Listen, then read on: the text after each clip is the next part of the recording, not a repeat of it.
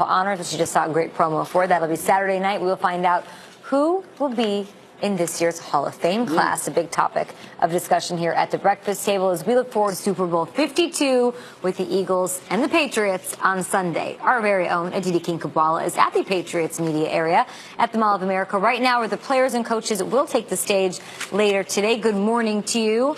What's going on over there in Minnesota after a wild opening night?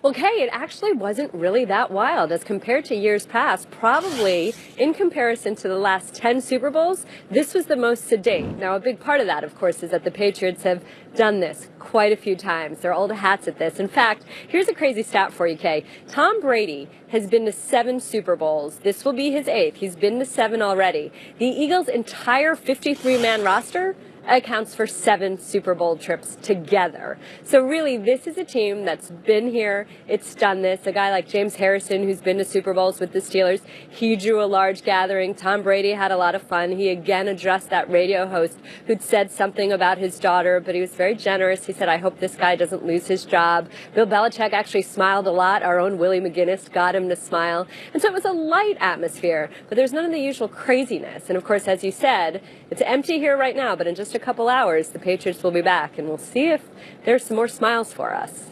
I saw James Harrison took a shot at the Steelers' food on the team plane, too, but that's James Harrison. Aditi, we have so many fantastic players in this league, but if it's almost February, we got to talk about Patriots running back James White. We know how big he was last year, but we never know how the Patriots are going to use their running back. How does James White fit in this year?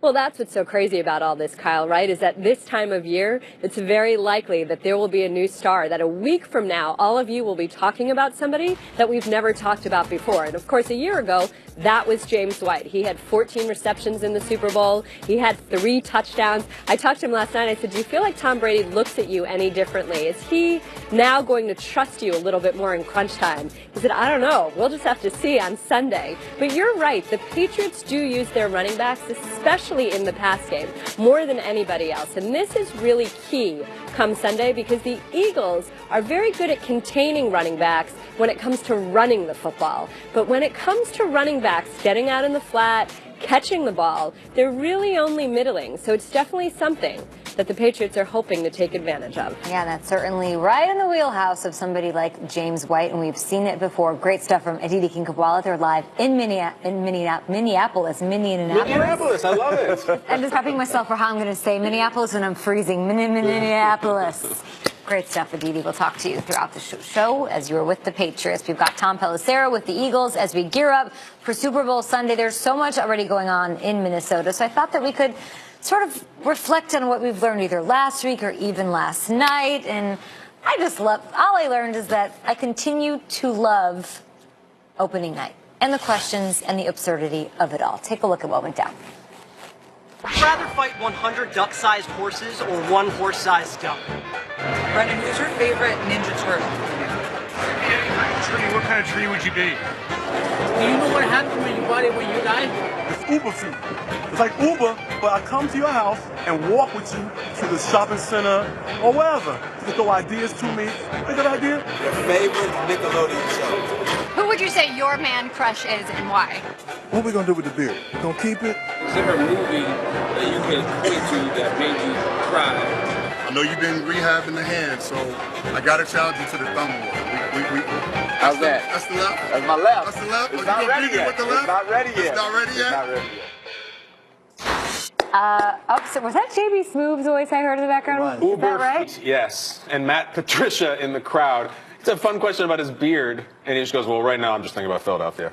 All business. I love no that. fun. He did have the pencil in his ear, though. Oh, he did? Yes. Has to. Has If to. you could ask Bill Belichick any one thing, if I somehow got you there last night to ask him a question, what would you ask him?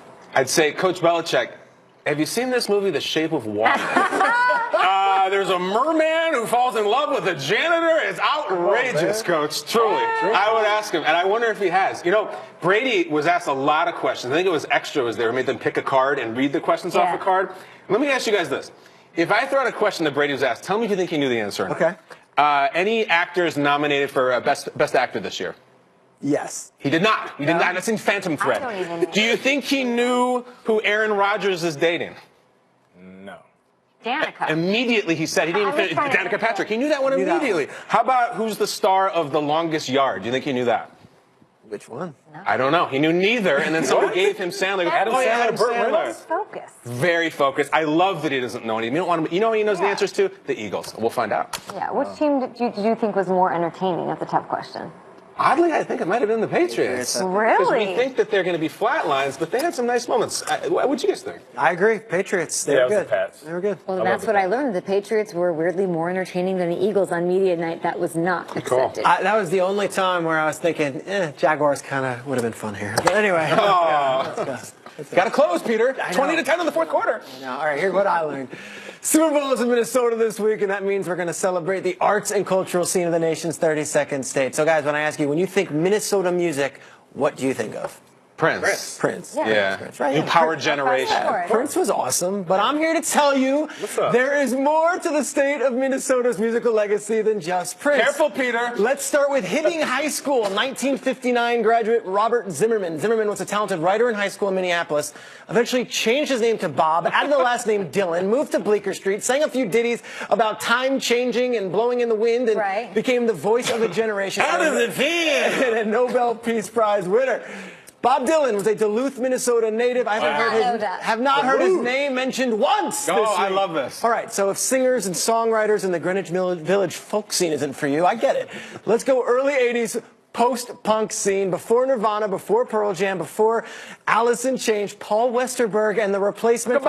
We're laying the groundwork down for an alternative music scene from east to west. Paul Westerberg, the Stinson Brothers, Bob Mars, icons, Minnesota natives. Okay. Want to go even deeper? Yes. Even deeper. Husker Du. All right, that's an umlaut on that U. That's Grant Hart. That's Bob Newell. That's Greg Norton. They put their own spin on punk music in a scene that would be emulated by hundreds of bands over the next 30 years. Guys, in 1984, Husker Du recorded the double album Zen Arcade in 45 hours for the cost of $3,200. Zen Arcade is a concept album that follows a boy who leaves home to face a harsh and unforgiving world. Guys, in the review by David Frick in Rolling Stone, Zen Arcade was described as, quote, the closest hardcore will ever get to an opera. A kind of thrash quadrophenia. Guys, this is what we're talking about. Minnesota. So Prince, Replacements, Husker Du. How about the band Semisonic? Yes! At 1:59 a.m. in every bar in America for a good 30 years, they would say it's closing time. And some guy, 3 sheets to the wind, would look at you and say,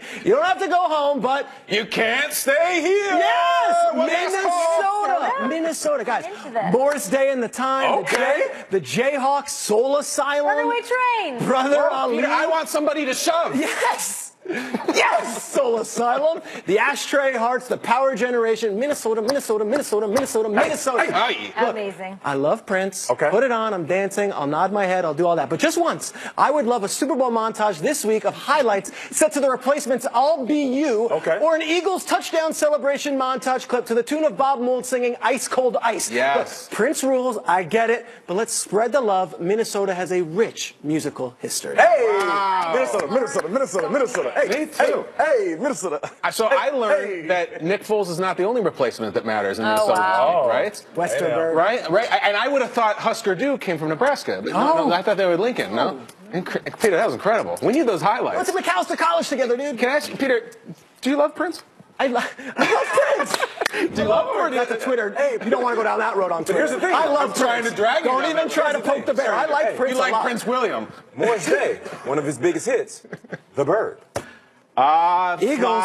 Fly, yes. So fast. Patriots fans are going to give you the bird. That's what we learned. You guys are up it is the next. word. And coming up, he's got 5 rings. He considered the GOAT by many. Next, we'll share a story of someone's first meeting with Tom Brady that he will never forget. We'll be back. It's Good Morning Football. Kyle, you a big Husker today? Never heard of him.